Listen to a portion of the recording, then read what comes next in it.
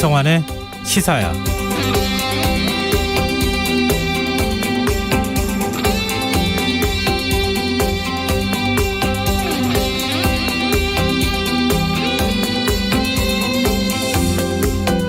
안녕하십니까.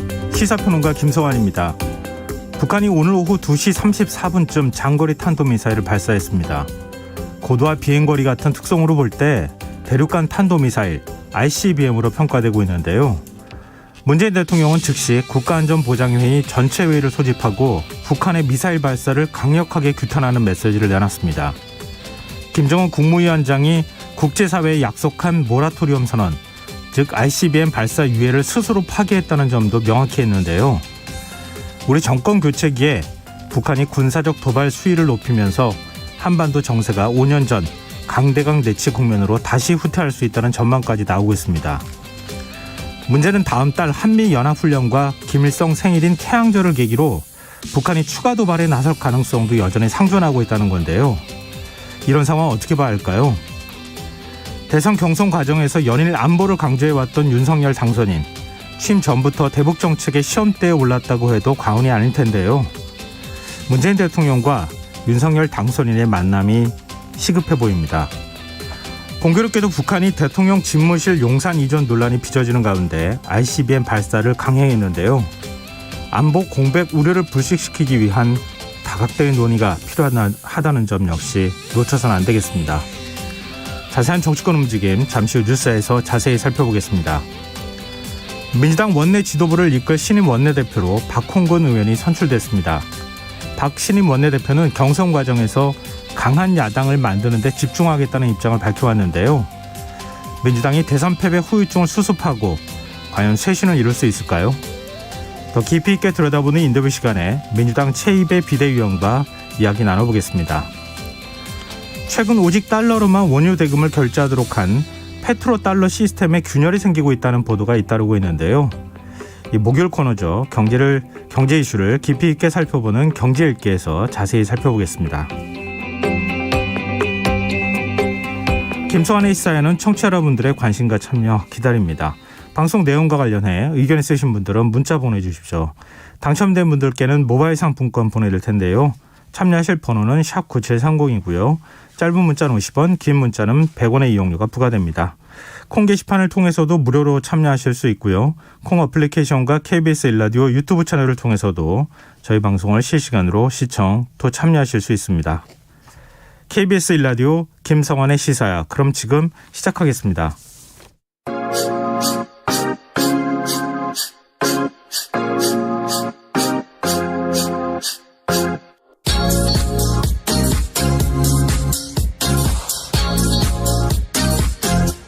KBS 일라디오 김성환의 시사야.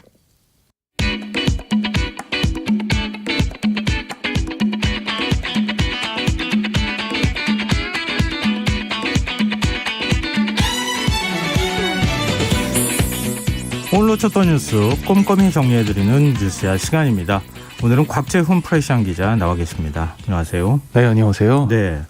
북한이 대륙간 탄도미사일 ICBM급으로 추정되는 장거리 탄도미사일을 발사했다는 소식이 전해졌어요. 네, 합동참모본부는 오늘 오후 2시 34분께 평양 순안비행장 일대에서 동해상으로 발사한 ICBM 한 발을 포착했다고 밝혔습니다. 비행거리는 약 1,080km, 고도는 약 6,200km 이상으로 탐지됐는데요. 실제 사거리보다 줄여서 발사하기 위해서 정상각도보다 높여서 발사하는 이른바 고각발사 형태였습니다. 네. 이동식 발사 차량에서 쏘아 올린 것으로 추정이 되고 있고요. 합참 관계자는 이날 미사일이 1시간 10분 이상 비행한 뒤 낙하했다고 설명했는데 속도는 마하 20가량으로 추정됐습니다. 미사일이 최종적으로 떨어진 곳은 일본 최북단 홋카이도 도시마 반도 서쪽 150km 동해상에 떨어졌다고 일본 정부가 밝혔습니다. 군가 정보당국은 이번 ICBM이 4년 4개월 전 마지막으로 쏘았던 ICBM 화성 15형이라는 데 무게를 두고 분석 중인 것으로 알려졌습니다. 네. 정부는 즉각 국가안전보장회의 긴급회의를 열고 대응 방안을 논의했는데요. 북한을 규탄하는 메시지도 내놨어요. 네, 그 서주석 NSC 사무처장이 그 NSC 회의 후에 정부 성명을 발표했는데요. 네. 그 정부는 오늘 성명에서 오늘 북한의 대륙간 탄도미사일 발사는 한반도 비핵화와 평화를 추구하는 우리 국민들의 여망, 국제사회의 요구와 외교적 해결을 위한 유관국들의 노력에 대한 중대한 도전이자 한반도와 지역, 국제사회의 심각한 위협을 야기하는 행위로서 유엔 안보리 결의를 명백히 위반하고 북한이 국제사회에 약속한 대륙간 탄도미사일 발사 유예를 스스로 파기한 것인 바 정부는 이를 강력히 규탄한다 이렇게 밝혔습니다. 네. 정부는 우리의 굳건한 군사적 대응 능력과 공고한 한미 동맹을 바탕으로 어떤 위협에도 확고하게 대응해 나가면서 안보 수호에 만전을 기해 나갈 것이라고 밝혔습니다. 우리 군도 북한의 도발에 맞대응 성격으로 지해공 미사일을 발사했어요. 네, 서주석 차장이 이제 한미 간 긴밀한 협력을 바탕으로 필요한 대응 조치를 취해 나가겠다 이렇게 밝힌 바가 있는데요. 네. 합참은 오늘 이 북한 ICBM 발사에 대응해서 동해상에서 이제 지상 그리고 해상 공중 미사일을 그 대응 발사했다고 밝혔습니다. 네. 합참은 오후 4시 25분께부터 동해상에서 현무2 지대지 미사일 1발, 그리고 전술용 단거리 지대지 미사일인 에이테크스 1발, 그리고 해성2 함대지 미사일 1발, 또 공대지 합동 직격 제이담 2발을 발사해서 즉각적 대응 응징 능력과 의지를 보여줬다고 밝혔습니다. 앞서 지난 2017년 11월에 이 북한이 화성 15형 ICBM을 시험 발사했을 때 그때는 이제 한국군이 현무2 탄도미사일을, 그리고 당시 주한미군 미 8군이 이 에이테크스 미사일을 발사하면서 합동 그 대응 훈련을 실시한 바가 있었습니다. 네. 지난번에 그 윤석열 당선인의 집무실 국방부 이전 문제가 얘기 나왔을 때 문재인 대통령이 안보 공백을 우려로 좀 우려의 표시를 나타내지 않았습니까? 근데 그 이후에 지금 안보 공백 문제가 현실화되고 있는 거 아니냐, 뭐 이런 이제 얘기까지도 나오고 있는데요. 인수위 차원의 입장도 나왔죠. 네, 오늘 대통령직 인수위원회는 입장문을 내서 이번 탄도미사일 발사는 북한이 2018년 약속한 모라토리엄을 깬 것이며 유엔 안보리 결의를 전면 위반함으로써 우리의 안보를 위협하는 중대한 도발이다 이렇게 규정했습니다. 인수위는 이런 도발 행위를 강력히 규탄한다면서 한미 간 철저한 공조를 토대로 국제사회와 협력해 북한 도발에 강력히 대응해 나가야 한다고 강조했습니다. 또 유엔 안보리는 신속하게 긴급회의를 소집하고 북한 도발에 대한 엄중한 규탄과 함께 대응 조치를 취할 것을 촉구한다고도 했습니다. 특히 인수위는 마지막으로 문재인 정부는 이런 북한의 위협에 대해 정치 외교 군사적으로 단호한 대책을 강구해 국민 안전을 지켜나가야 할 것이라고 촉구했습니다. 미국을 비롯한 주변국 반응도 살펴볼까요? 네, 미국의 젠사키 백악관 대변인은 오늘 북한의 ICBM 시험 발사를 강력히 비난한다 이런 입장을 밝혔는데요. 네. 이 사키 대변인은 이번 발사는 유엔 안전보장 안보리 결의안을 위반하는 것으로 이 지역의 안보 상황을 불안정하게 만들고 긴장과 위험을 증가시킨다고 지적했습니다. 그는 모든 나라가 이런 위반에 대해 북한의 책임을 물어야 한다면서 북한이 진지한 협상에 나설 것을 촉구한다. 외교의 문은 닫히지 않았다는 점도 강조했습니다. 왕원빈 중국 외교부 대변인은 오늘 정례 브리핑에서 관련 각 측이 한반도 평화와 안전 국면의 차관에 대화 협상의 정확한 방향을 견지하고 한반도 문제의 정치적 해결 과정을 추진하기 위해 공동으로 힘쓰기 바란다 이런 입장을 밝혔다고 연합뉴스가 보도했습니다. 네. 러시아와 일본 같은 경우도 이 러시아에서는 긴장이 고조되는 곳으로 바뀌지 않도록 막는 것이 매우 중요하다. 이를 이끌 수 있는 어떤 행동도 피하는 것이 중요하다. 상황을 면밀하게 주시하고 있다. 이 대통령실 대변인을 통해 이런 메시지가 나왔고요. 기신 오부 일본 방위상은 일본 의회에 출석해서 한 발언에서 이번 발사는 일본 안보에 대한 심각한 위협이라며 어떤 사전 통보도 없이 일본 게타다 경제수역 내에 떨어지도록 한 것은 항공기와 선반 안전 확보 면에서도 문제로 심각한 우려를 표한다고 비난했습니다. 지금 상황이 이렇게 전개되고 있는데 대통령 집무실 용산 이전, 그리고 지금 통이동 집무실 그대로 사용한다는 얘기도 있었는데 이게 이 집무실 이전 문제에 좀 변수가 될 가능성은 없을까요? 윤석열 당선인 측에서는요 오늘 네. 그 언론 인터뷰 등을 통해서 이 민주당이 북한 도발을 집무실 이전 반대를 위한 안보 공백 논리로 사용할 수 있겠지만 집무실 이전과 안보 이슈는 전혀 관계가 없다 이 점을 강조를 했습니다. 네. 그 북한의 이 ICBM 발사 이전 어제도 이제 이른바 윤핵관으로 불리는 권성동 의원이 국방부는 행정부서다라면서 국방부 이전이 무슨 안보 공백이냐는 청와대 주장에 대해서 많은 국민들이 납득을 하지 못하고 있다 이렇게 강조를 한 바가 있습니다. 집무실 이전 방침에는 전혀 변함이 없다. 네, 그렇죠. 이제 왜냐하면 뭐 이런 ICBM 발사 등을 포함한 어떤 이런 북한의 도발적인 행위에 대해서 네. 뭐 대응하는 이제 그런 것까지 다 염두에 두고 이 집무실 이전 계획을 짜는 것이기 때문에 실제로 그것이 현실화가 됐다고 해서 계획이 달라져야 될 필요는 없다. 뭐 이런 논리인데요. 다만 이제 그 국민들 유권자들의 입장에서 그 과연 그렇게 해도 정말 괜찮은 것이냐 이런 불안감은 확실히 좀 있기 때문에 네. 그런 점은 좀 잘 설득을 해야 될 것 같습니다. 네. 그동안에 집무실 이전 문제에 비판적인 입장을 취해왔던 민주당 혹시 입장 낸 게 있습니까? 네, 민주당은 오늘 그 ICBM 발사 이후에 고용진 수석 대변인을 통해서 북한을 규탄한다 이런 입장을 밝혔는데요. 네. 청와대 이전 문제와 관련해서는 이 ICBM 발사 이후에 특별히 입장을 낸 점은 없지만 다만 정부를 향해서 한미연합 방위태세를 확고히 하고 정부 교체기 국가 방위에 조금의 빈틈도 없도록 철저한 방위태세를 갖춰달라 뭐 이렇게 얘기한 부분, 또 북한이 정부 교체기 안보 공백을 노려 대한민국을 흔들 수 있다고 생각한다면 큰 착각이다 뭐 이렇게 말한 부분 등이 좀 그 집무실 이전 이슈와 관련해서는 좀 눈길을 끌었습니다.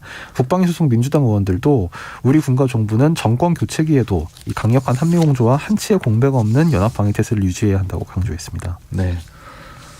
근데 한반도 위기가 이렇게 고조되고 있는 상황인데 문재인 대통령과 윤석열 당선인과 회동 이제 계속 좀 안 되고 있는 상황인데요. 문 대통령이 오늘 메시지를 또 냈어요.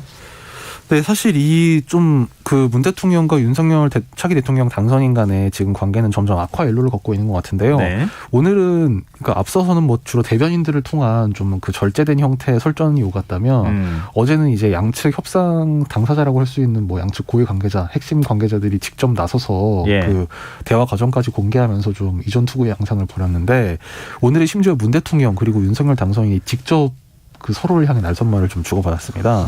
문재인 대통령은 오늘 참모회의에서 답답해서 한 말씀 더 드린다면서 나는 곧 물러날 대통령이고 윤 당선인은 새 대통령이 되실 분이다. 두 사람이 만나 인사하고 덕담 나누고 참고될 말을 나누는데 무슨 협상이 필요하느냐 하면서 무슨 회담을 하는 게 아니다. 당선인이 대통령을 예방하는데 협상과 조건이 필요하단 말을 들어보지 못했다. 이렇게 비판하듯 말했습니다. 네. 이어서 다른 이들의 말을 듣지 마시고 당선인께서 직접 판단해달라. 이렇게도 얘기를 했는데요.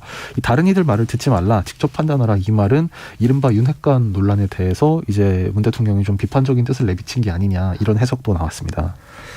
근데 윤석열 당선인 측은 문 대통령의 발언 하나하나를 조목조목 반박했어요. 그렇죠. 사실 이제 문 대통령이 이렇게 얘기한 것도 사실 좀 뭐랄까요, 상당히 이례적인 그렇죠. 얘기였는데 여기에 대해서 이제 윤석열 당선인 측도 전혀 물러나지 않고 정면 반박에 나섰습니다. 이 윤 당선인 측 김은혜 대변인은 윤석열 당선인의 판단에 마치 문제가 있고 참모들이 당선인 판단을 흐리는 것처럼 언급하신 것은 대단히 유감스럽다면서 아울러 인수인계가 원활치 않은 상황에서 두 분의 만남을 덕담 나누는 자리 정도로 평가하는 것에 대해서도 쉽게 동의하기 어렵다 이렇게 반박했습니다. 또 인사권과 관련해서도 한 말씀 드리겠다면서 지금 임명하려는 인사는 퇴임을 앞둔 대통령이 아닌 새 대통령과 호흡을 맞춰 일할 분들이다. 당선인의 뜻이 존중되는 것이 상식이다. 이렇게 주장했습니다. 특히 이제 오늘 오전에 청와대 고위 관계자가 이제 문재인 대통령이 이 발언을 전한 직후에 기자들과 만나서 인사는 대통령 임기까지 대통령 몫이다. 또 황교안 전 대통령 권한대행 사례를 등을 언급을 하면서 당선인께서도 대통령이 되셔서 임기 말까지 차기 대통령으로서 임기 권한, 그 인사 권한을 행사하시면 되는 일이다. 이렇게 얘기한 거를 겨냥해서 그 김 대변인은 저희는 차기 대통령이 결정되면 인사를 하지 않겠다. 우리는 그렇게 하지 않겠다. 이렇게까지 선언을 했습니다. 근데 양쪽의 대립이 점점 격화하는 분위기인데요. 지금 서로 간의 만남도 회동도 아예 안 되는 거 아니냐 이런 걱정스러운 목소리까지 나올 정도예요. 네, 뭐 설마 이제 정말 회동 없이 그냥 이대로 그 퇴임 또 취임을 막겠느냐 뭐 이런 물론 그건 이제 바람이 섞인 얘기인데 뭐 이런 관측이 있긴 있습니다만 현재 상황으로는 냉기류가 아주 좀 여전한 건 또 사실입니다.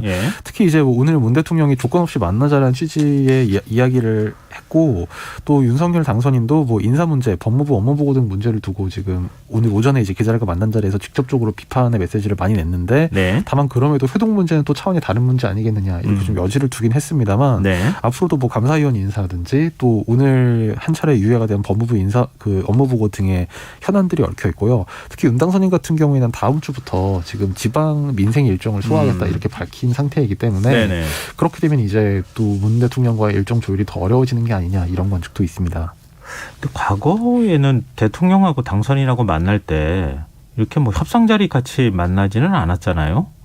그러니까 일종의 상견례 형식으로 만나고 그리고 또 묘mit해서 조율하고 뭐 이런 것들 같이 병행하지 않았습니까?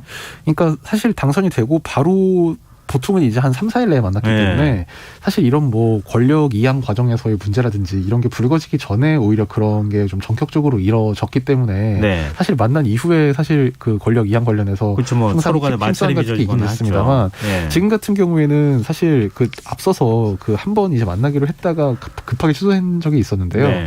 그것 때문에 오히려 더 어려워지는 게 아니겠느냐. 지금 시간이 지나면 지날수록 점점 더 왜냐하면 서로 간의 입장이 좀 충돌할 수 있는 문제들이 많이 생길 것이기 때문에 더 껄끄러운 일이 좀 이렇게 점점 늘어나지 않겠느냐 이런 관측도 있습니다.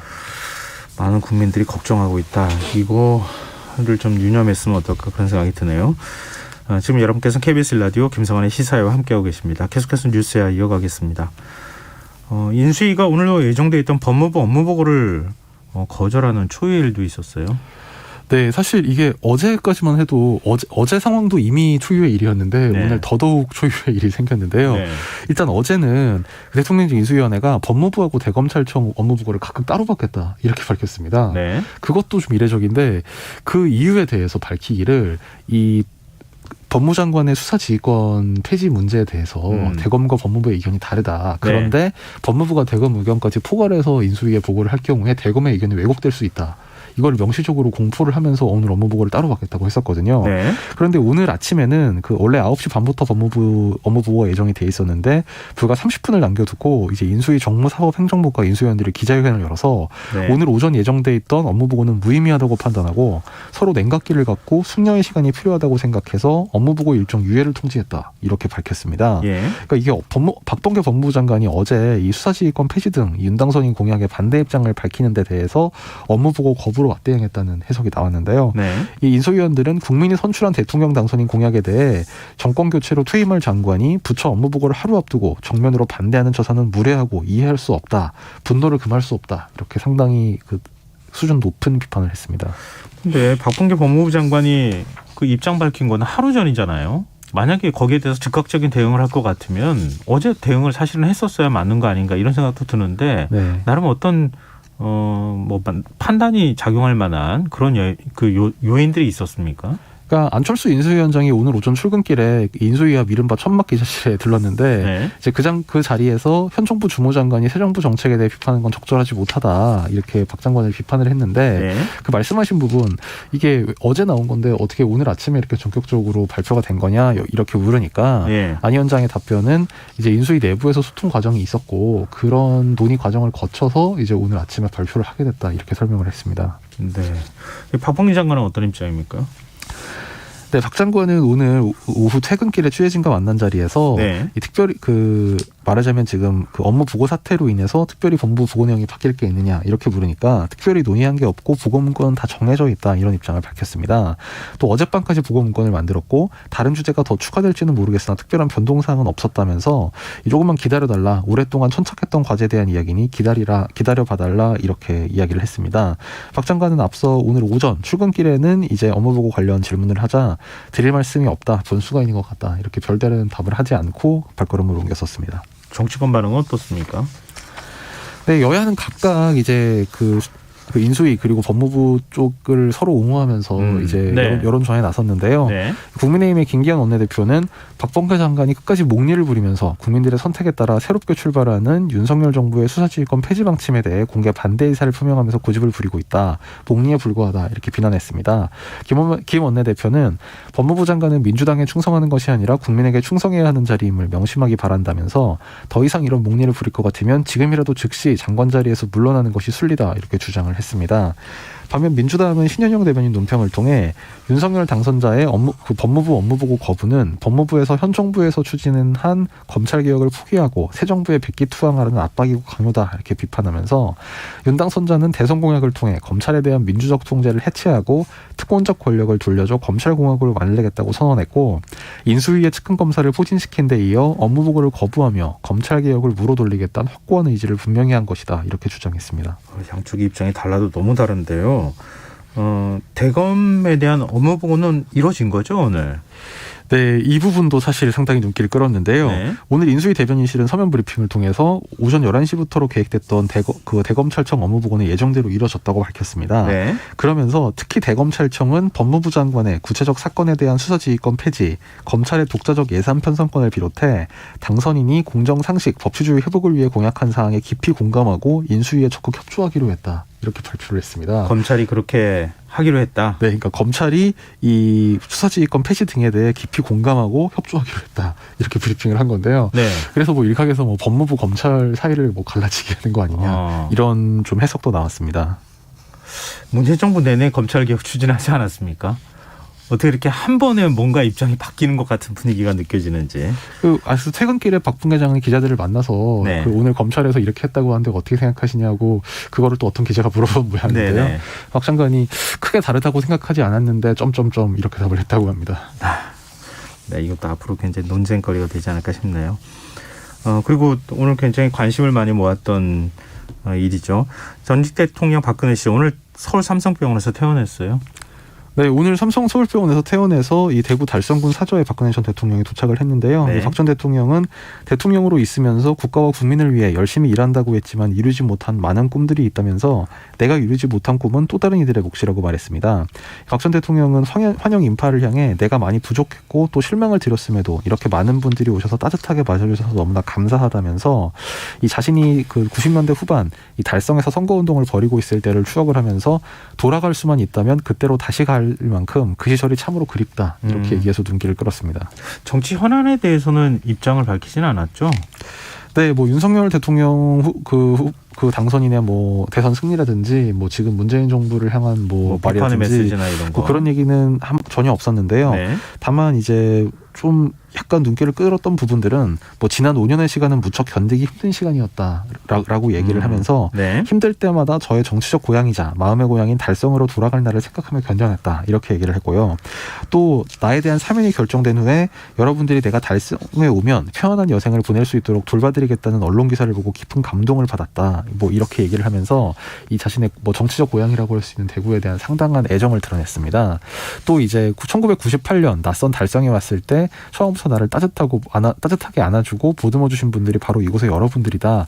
그런 지지와 격려에 힘입어 처음으로 국회의원에 당선됐고 연이어 지역구 사선원을 거쳐 대통령까지 됐다. 역시 이제 이 대구에 대한 애정을 드러낸 대목이었습니다. 그러면서 앞으로 국민의 한 사람으로서 좋은 이웃으로서 여러분의 성원에 조금이나마 보답해 나가겠다면서 좋은 인재들이 나의 고향 대구의 도약을 이루고 대한민국 발전에 기여할 수 있도록 작은 힘이나마 보태겠다.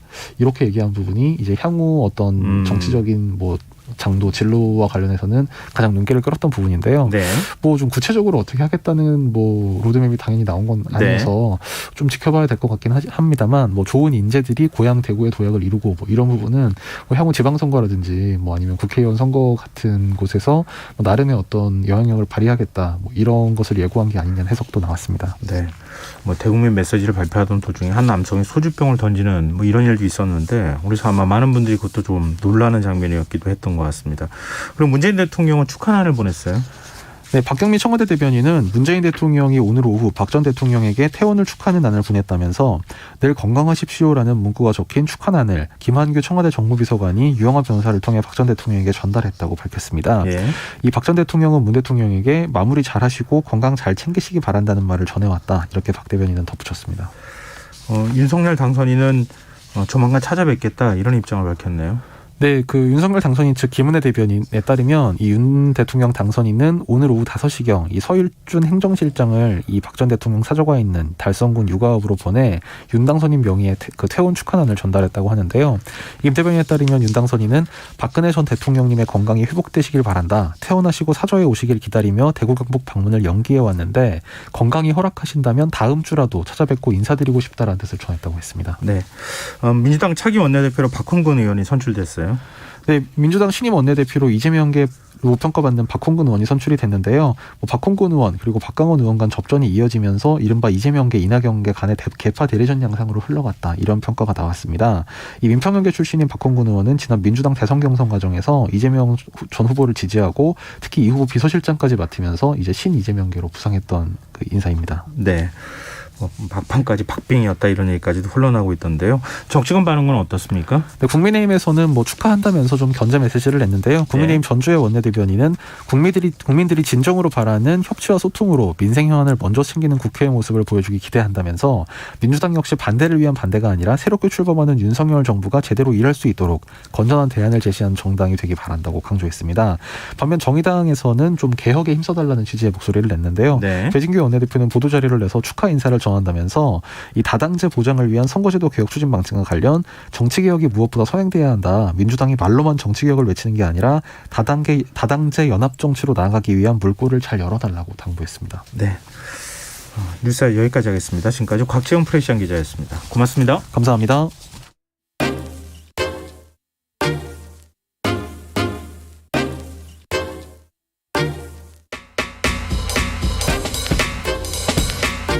바쁜 당신이 알아야 할 모든 것 여기에 있습니다.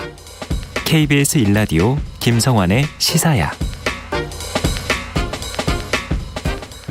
방금 전 뉴스야 시간에서도 저희가 소식 전해드린 것처럼 민주당이 새 원내대표를 선출했습니다. 대선 패배 이후 비대위 체제로 전환한 민주당은 이제 박홍근 신임 원내대표와 대선 패배 후유증을 수습하고 6월 지방선거를 준비해야 하는 상황인데요. 민주당은 과연 어떤 새 신안을 구상 중인지 최이배 더불어민주당 비상대책위원 연결해서 얘기 나눠보겠습니다. 위원님 안녕하십니까? 예, 안녕하세요. 최이배입니다. 네. 오늘 새 원내대표 박홍근 의원이 선출이 됐는데요. 비대위와 네. 호흡 어떨 것으로 예상하십니까? 박홍근 신임 원내대표가 53세로 굉장히 젊습니다. 예. 그리고 저희 비대위가 지금 2030 세대가 절반으로 지금 구성되어 있는데요. 예.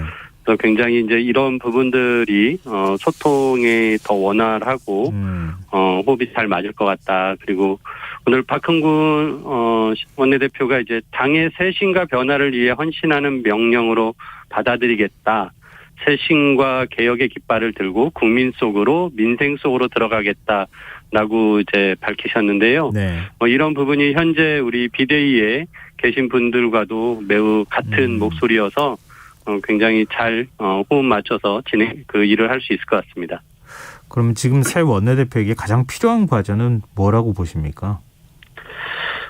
저희가 이제 대선 기간에 약속했던 크게 세 가지를 지금 저희가 중점적으로 보고 있는데요. 네. 이제 하나가 정치개혁법 지방선거를 앞두고 빠르게 추진해야 되는 것과 그다음에 이재명 후보와 이제 윤석열 후보 당시 후보 당시에 이제 대장동 의혹을 둘 다 가지고 있었습니다. 그래서 이 부분을 특검을 통해서 빠르게 의혹을 좀 털고 가야 된다. 그래야 다음 차기 정부에서도 이게 정치적 부담이 되지 않을 거라고 생각을 해서 대장동 특검법을 지금 추진을 하려고 하고요. 네. 무엇보다 민생으로서 가장 중요한 현안이 코로나 위기를 극복하기 위한 자영업자 지원 대책을 저희가 지금 빠르게 추진해야 된다라고 생각을 하고 있고요. 네. 이 부분은 지금 인수위에서도 검토를 하고 있기 때문에 같이 잘 협조해서 진행이 될 것 같습니다. 그리고 이제 네. 새 정부가 출범하면은 이제 정부조직법하고 총리 인준, 장관 인사청문회가 계속 있을 텐데요. 네. 이런 원내에서 또 굉장히 잘 협상을 해야 될 일들이 산적해 있기 때문에 신임 원내대표의 굉장히 어깨가 무거울 것 같습니다. 지금 말씀하신 것도 한참 걸렸거든요. 굉장히 할 일이 많구나 이런 걸 이제 말씀 들으면서 느끼게 그렇습니다. 되는데요. 박홍근 신임 원내대표는 좀 다른 후보에 비해서 좀 개혁 성향이 더 강하다 이런 얘기가 있잖아요. 예. 예를 들면 언론개혁이나 검찰개혁 문제나 이런 것을 좀 더 집중하는 거 아니냐. 근데 이런 이제 분석도 하던데. 예. 비대위원께서는 어떻게 보십니까? 민주당이 이제 그동안에 공정, 개혁, 평등, 평화 이런 가치를 중시해 왔고요. 예. 그런 측면에서 여러 개혁 과제, 지금 말씀하신 이제 검찰 개혁과 언론 개혁도 굉장히 중요한 저희들이 해야 할 일이라고 생각합니다. 아무튼 이런 부분들도 신임 원내대표가 이번 선거 과정에서 많은 의원님들에게 약속을 했고 또 예. 당원들에게도 약속한 것이나 마찬가지이기 때문에 이런 부분 역시 저희가 소홀하게 하지 않고 추진해야 될 내용이겠습니다. 근데 지금 일종의 이제 검찰총장 출신 대통령 당선인 대통령이 나오지 않겠습니까? 조만간에. 네. 지금 검찰 개혁을 두고도 벌써부터 이제 파열음이 나오고 있는 상황인데요. 검찰 개혁 과제를 민주당이 또 더 추진한다고 하면 새로운 정부하고 대립하고 갈등하는 모습이 나타나지 않겠습니까? 말씀대로 뭐 그런 검찰 개혁에 이제 관련해서 또 개혁을 반대하는 입장이라면 당연히 좀 대립할 수밖에 없을 텐데요. 네.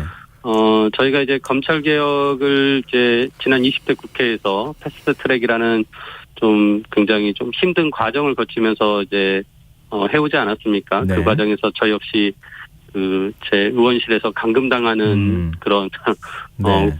고초까지 좀 당했었는데요. 하지만 여전히 검찰 권한에 대한 부분이 손볼 부분이 있다라는 요구들이 있기 때문에 네. 이런 부분들은 뭐 민주당이 거대 야당으로서 밀어붙이기 하기보다는 충분히 또 새로운 정부와 또 야당과도 소통해 가면서 충분히 또 풀어나갈 수 있다고 생각이 듭니다.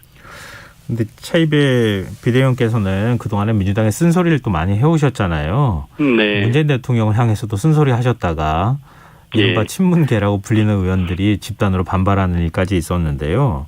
네. 검찰개혁 얘기를 포함해서 좀 여쭤보고 싶은데요.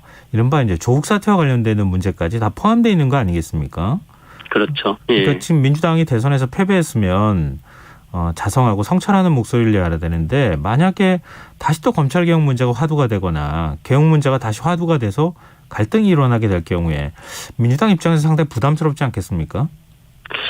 그래서 제가 말씀드린 대로 그런 부분들을 이제 거대 야당이라고 밀어붙이기보다는 충분히 좀 더 국회에서 합의를 이끌어내는 노력을 해야 될 거라고 생각을 하고요. 예. 물론 뭐 이제 그 개혁에 반대하기 때문에 무조건적인 또 반대만 한다면은 또 굉장히 그게 불편한 국회에 또 관계를 만들어낼 수도 있겠지만 네. 아시다시피 지금 새 정부가 출범을 하는 어떻게 보면 이제 허니문 기간이고 또 신임 원내대표가 또 뽑혔기 때문에 네. 이런 부분들은 좀 시간을 가지면서 충분히 대화와 설득으로 타협점을 만들어내가는 노력을 먼저 해야겠다라는 생각을 가지고 있습니다. 네. 당장 6월 지방선거를 준비해야 되는 상황인데요. 비대위 체제로 네. 지방선거를 치를 수밖에 없는 거잖아요, 지금. 그렇죠. 예. 민주당은 여성과 청년층 문턱을 낮추겠다. 뭐 일종의 이제 인적 쇄신하겠다는 의지를 밝히고 있거든요. 그러니까 예. 이게 과연 공천에까지 어느 정도 영향을 미칠까 많은 분들이 좀 지켜보고 계시는데요. 어느 정도 규모로 어떻게 한다는 얘기입니까? 저희 아까 전에 말씀드렸다시피 비대위가 지금 2030 세대가 절반을 차지하고 있습니다. 예. 굉장히 내부에서도 이 부분에 대한 의지가 강하다라는 어떤 제 표현이 될 수 있다고 생각하고요. 네. 저희가 지금 청년 여성으로 전체 공천 인원의 30%를 채우겠다라는 지금 목표를 가지고 있습니다. 물론 이제 기존의 그 당원 당규상에서는 20%였는데 지난 당대표였던 송영길 대표가 이제 30%까지 더 확대하겠다라는 약속을 했고요. 예. 이번 비대위도 그 약속을 지키기 위해서 아무튼 이번 공천 과정에서 청년들을 최대한 우리가 공천하고 이분들이 이제 결국은 민주당의 어떤 인적 쇄신이 되는 것이자 또 민주당의 인재를 키우는 과정이라고 생각하고 그 부분을 반드시 좀 지키고 나가려고 합니다. 이번 대선 때 2030 여성들이 지지를 많이 보냈잖아요. 네. 그런 부분들 상당히 많이 신경 쓰고 계시는 거죠? 저희가 이제 저는 솔직히 이제 국민의힘의 이준석 대표가 이대남을 이제 어떻게 보면은 그 성별 세대별 갈라치기를 통해 가지고 그 득표 전략을 이제 하다 보니까 네. 민주당이 상대적으로 20대 30대 여성을 타겟팅으로 오히려 이렇게 했다라는 이제 평가가 나오는데 저는 그렇게는 생각하지 않습니다. 우리 민주당은 예전부터 계속 세대 간의 균형 또 성별 균형을 맞추려고 노력해왔던 것을 이제 상대적으로 이렇게 평가받는 것이라고 생각하고요. 네. 아무튼 지금 새롭게 신입 당원으로 또 많은 그 2030 또 여성들이 들어오기 때문에 네. 이런 분위기를 저희가 또 받아 안아서 이번 지방선거 때 젊은 분들이 그리고 또 청년이 여성이 더 많은 지역 일꾼으로서 일할 수 있는 기회를 만들어야겠다라는 계획을 지금 검토하고 있고 아마 다음 주 정도면은 저희가 이런 부분들이 정식으로 공천 그 규칙으로 만들어지지 않을까 싶습니다. 네. 근데 뭐 지방선거 앞두고 이낙연 전 대표, 이재명 상임고문 등판론이 나오고 있거든요. 특히 네. 이제 서울시장 후보가 없다 이런 얘기가 나오면서 뭐 두 이제 정치인의 이름이 거론되곤 하는데요. 네. 이 전 대표하고 이재명 고문이 어느 정도 역할을 할 수 있을 거라고 보십니까? 저는 여러 차례 다른 방송에서도 이재명 상임고문에 대해서는 이번 지방선거에서 직접 이렇게 나와서 선수로 뛰는 것은 바람직하지 않다, 현실적이지 않다라고 한다고 말씀을 드렸습니다. 그러니까 네. 거의 1년 넘게 이제 경선과 본선을 쉼 없이 달려왔던 상황이었기 때문에 좀 휴식도 필요하고 한 발 물러서서 또 지난 일들을 이렇게 되돌아보는 시간이 필요하다는 생각이 들고요. 네. 그런 측면에서 저는 이재명 상임고문의 등판은 좀 현실적으로 어렵지 않을까라는 생각을 하고요. 네. 이낙연 전 대표에 대해서는 솔직히 제가 최근에 이렇게 들은 바가 없어서 제가 좀 판단하기는 어려운데 비슷한 상황일 것 같습니다. 이낙연 전 대표도 경선과 본선까지 또 그 상임 선대위원장을 맡으시면서 굉장히 쉼없이 달려오셨기 때문에 다들 좀 휴식이 필요한 시기가 아닌가라는 생각을 합니다. 네. 근데 경기도 같은 경우에는 김동연 지금 그 새로운 물결 대표하고 지금 네. 같이 연대를 한다거나 이런 얘기도 나오던데요. 경기도뿐만 아니라 수도권에서 저희가 충분히 김동연 후보에 대해서는 함께 해야 되지 않나라는 저도 개인적인 생각을 가지고 있고요. 예. 이번 선거에서 그 대선 결과를 봤을 때 저는 서울시에서 저희가 패배를 했지만 이 부분은 충분히 저희가 남은 2달 동안 좋은 정책을 다시 내놓으면 충분히 탈환이 가능하다고 생각을 합니다. 그래서 서울시, 경기도, 인천까지 포함한 이 수도권에 좀 저희의 역량을 집중해야 될 때다라는 생각을 하고 그런 전략을 만들기 위해서 어제 이제 지방선거 기획단을 출범을 했고요. 예. 이제 본격적으로 그런 전략에 대한 논의들이 시작될 것 같습니다. 네. 청와대하고 인수위 갈등 얘기도 좀 해봤으면 좋겠는데요. 인수위가 법무부 업무보고를 받지 않겠다 이렇게 밝혔거든요. 그 이전에는 예. 집무실 이전 문제 가지고도 계속 서로 간에 지금 마찰이 있는 상황이기도 한데요. 예. 이런 모습도 어떻게 지켜보고 계십니까? 솔직히 저는 이제 인수위가 법무부 업무보고를 거부한 것까지는 좀 너무하지 않았나. 그러니까 업무 보고는 받고 또 이후에 정권이 출범하면 법무부 장관을 선임하고 그 위에서 또 자신들이 하고자 하는 국정과제를 또 펼치면 되는 것이거든요. 네. 지금의 현황을 보고받는 것 자체를 거부했다라는 거는 좀 인수위가 너무 좀 거칠게 운영되는 거 아닌가라는 좀 생각이 들고요. 네. 솔직히 그 대통령과 당선자 간의 이제 그 만남이 계속 지금 안 되고 있는 상황인데 인수위 쪽에서 너무 이제 그 무리한 요구들이 있는 것 같습니다. 이명박 전 대통령 사면을 얘기하면서 김경수 전 지사와의 어떤 사면을 정치적인 거래를 하자라는 시도를 한다거나 지금 공공기관 임원들 자리를 놓고 농공행상하려는 시도를 한다거나 이런 부분들이 저는 좀 그 인수위 쪽에서 당선자께서 너무 현 정권에 대한 좀 예우를 갖추지 못하는 모습 아닌가라는 아쉬움이 좀 있고요. 저희 민주당 입장에서도 야당이 되었기 때문에 그 네. 정부 여당 차기의 정부 여당이 어떻게 보면은 그 협력을 위해서 손을 내밀면 저희도 협력을 할 수 있겠지만 네. 그게 아니라 칼과 무기를 들고서 계속 달려온다면 저희도 그럴 수 그렇게 대응할 수밖에 없는 것 아닌가라는 생각을 하면서 네. 조금 더 우리가 좀 생각을 좀 감정적인 거 좀 가라앉히고 좀 더 좀 바라봐야 될 것 같습니다. 네, 알겠습니다. 네, 오늘 말씀 여기까지 듣겠습니다. 말씀 고맙습니다. 예, 감사합니다. 네, 지금까지 최이배 민주당 비상대책위원이었습니다.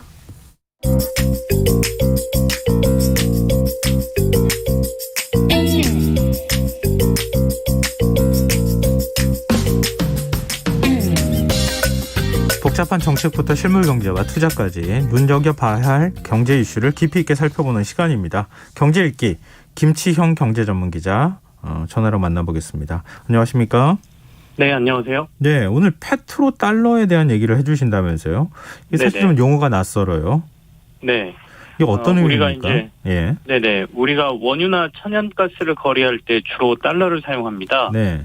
물론 거의 모든 무역 거래가 달러로 하긴 하는데 원유와 천연가스는 사실 거의 90% 이상을 달러로만 하거든요. 네. 다른 물품들은 상황에 따라서 교역국들끼리 합의만 있으면 뭐 우리로 치면 원화로 하기도 하고 중국과 거래할 때는 위안화를 쓰기도 하는데요. 이렇게 원유를 달러로만 거래키로 한 걸 보통 이제 페트로달러 또는 페트로달러 시스템 이렇게 부릅니다. 오늘은 이 페트로달러에 대한 얘기, 그리고 최근 이 페트로달러의 균열 조짐이 조금 있다, 이런 얘기들이 언론에 등장하고 있는데요. 네. 이유 등에 대해서도 좀 얘기해 드릴까 합니다. 페트로달러라는 게 결국 이제 원화 결제를 달러로 한다는 건데 네네. 좀 중동이 이제 주요 산유국이었으니까요. 중동하고 미국이 합의해서 이런 게 생겨난 겁니까? 네, 맞습니다. 정확히는 사우디하고 미국이 한 것인데요. 1971년도 8월에 미국의 닉슨 대통령이 근본위제를 포기합니다. 네. 그러니까 1, 2차 세계대전을 겪은 후에 세계 패권국주의에 미국이 오르면서 사실상 달러가 전 세계 기축통화 역할을 하게 되거든요. 예. 그러다 보니까 달러의 수요는 한없이 늘어나는데 달러를 발행한 만큼 금을 보유하기란 사실상 불가능하게 됩니다. 그러면서 수요만큼 달러를 발행할 수 없으니 경제는 사실상 더 안 돌아가게 되고요. 경제 규모도 안 커지죠. 결국 미국이 이 근본위제를 포기하게 돼버린 건데요. 문제는 금으로 바꿀 수 있는 달러하고 근본위제를 포기한 이후에 금으로 바꿔주지 않는 달러의 위상은 큰 차이가 있다는 겁니다. 네. 결국 미국의 달러 위상이 크게 흔들리기 시작하고요. 이때 미국이 생각해낸 게 사우디아라비아와의 원유를 달러로 결제하기로 합의하는 것입니다. 원유는 전 세계 에너지원의 핵심 위치를 차지하고 있기 때문에 이 거래를 달러로만 해야 한다면 금으로 바꿔주지 않더라도 전 세계 거의 모든 나라가 달러를 쓸 수밖에 없게 되는 거죠. 그래서 미국은 사우디에 찾아가서 이 원유 결제를 달러로 하자, 이렇게 제안을 하게 됩니다. 네. 그럼 사우디아라비아는 왜 미국의 그런 의도를 알면서도 달러 결제에 합의를 했을까 생각해 보시면, 네. 당시에 이제 미국이 사우디에 중동 맹주지위를 보장하겠다는 약속을 해주거든요. 이 두 나라의 합의가 바로 페트로달러 시스템의 출발입니다. 그렇군요. 근데 사우디가 최근 중국과의 원유 거래에서 위안화 사용을 검토하고 있다, 이런 소식이 전해졌어요. 네네. 그래서 이제 페트로달러 시스템의 균열 또는 달러의 기축통화 위상의 추락, 이런 기사가 지금 나오고 있는 것인데요. 네. 배경은 조금 복잡한데요. 우선 중국이 너무 커졌습니다. 그러니까 무슨 얘기냐면 1970년대만 해도 사우디에서 미국이 사가는 원유가 굉장히 많았거든요. 그런데 요즘은 미국은 크게 줄어든 반면에 중국이 크게 늘어 있습니다. 다시 말해서 사우디에게 큰 손님이 미국이 아니라 이제 중국이 됐다는 얘기고요. 다들 아시겠지만 중국의 경제 규모가 최근 20년간 어마어마하게 커졌지 않습니까? 그렇죠. 중국은 이미 미국을 제치고 세계 최대 에너지 소비국이 되어 있습니다. 전 세계 에너지의 25%를 중국이 현재 소비를 하고 있거든요. 미국은 1990년대 사우디산 석유를 하루에 200만 배럴까지 수입을 했었습니다. 네. 근데 지난해 기준으로 보면 미국은 사우디에서 연말 기준으로 하루에 50만 배럴밖에 수입을 하지 않습니다. 그리고 중국은 사우디산 석유를 하루에 176만 배럴 수입하고 있으니까요. 미국보다 뭐 거의 4배가량을 하루에 사우디에서 수입을 하니 사우디 입장에서는 미국보다 지금 중국을 챙길 수밖에 없는 상황인 거죠. 뭐 미국이 하루아침에 네. 이렇게 원유 사용량을 줄이지는 않았을 것 같고. 네네. 이 셰일가스 때문입니까? 셰일 오일? 네, 맞습니다. 네. 미국의 경제 규모가 뭐 4분의 1로 줄어들지 않았다면 하루에 200만 배럴 수입하던 걸 50만 배럴로 줄일 리는 없죠. 사우디에서의 원유 수입이 30년 만에 이렇게 크게 줄어들었으니까, 그럼 왜 미국은 갑자기 이렇게 사우디에서 수입을 덜 할까를 저희가 생각해 봐야 되지 않습니까? 예. 네, 방금 말씀하신 것처럼, 셰일 오일, 셰일 가스에 따른 미국의 원유 생산량의 그 이유는 있습니다. 미국의 사우디와의 이 페트로달러 합의할 당시 미국은 석유를 해외에서 사오는 수입국이었거든요. 네. 미국 내에서 생산되는 석유로 이 미국이 커가는 경제에 석유의 소비량을 감당하지 못했던 거죠. 그러던 게 2008년을 기점으로 상황이 크게 바뀝니다. 이른바 셰일가스하고 셰일 오일 혁명 이렇게 부르는 것들 때문인데요. 미국에서 이 셰일가스와 셰일 오일이 발견되면서 미국의 산유량이 크게 증가합니다. 실제 2008년 미국의 석유 수입량은 미국 내 전체 석유 공급의 60% 정도를 차지했었거든요. 네.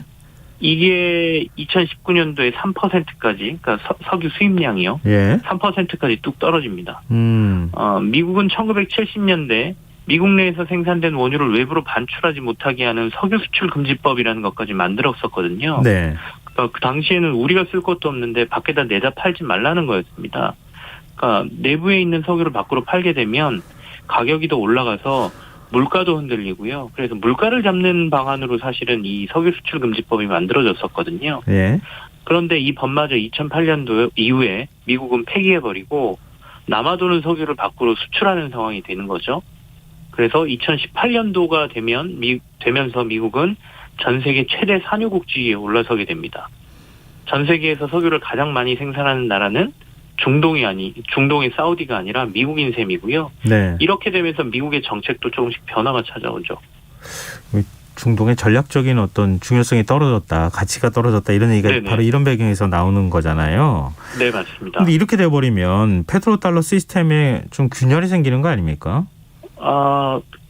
사실은 좀 쉽지 않을 것 같다는 생각은 드는데요. 예. 물론 이제 말씀하신 것처럼 사우디와 중국이 일부 원유 거래를 위안화로 할 수 있다. 뭐 이런 얘기도 하고 실제로 그렇게 할 수도 있을 겁니다. 네.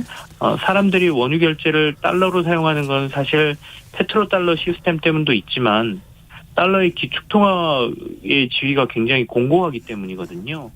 달러를 가지고 있으면 세계 어디와 거래를 하더라도 그 사용이 가능하다는 점 때문입니다. 물론 위안화도 중국의 위상이 커지면서 과거보다는 낫지만 여전히 달러보다는 못하거든요. 네. 그런 면에서 보면 두 나라 간 위안화를 사용할 수는 있겠지만 여전히 다른 국가들은 달러를 더 선호할 가능성이 높고요.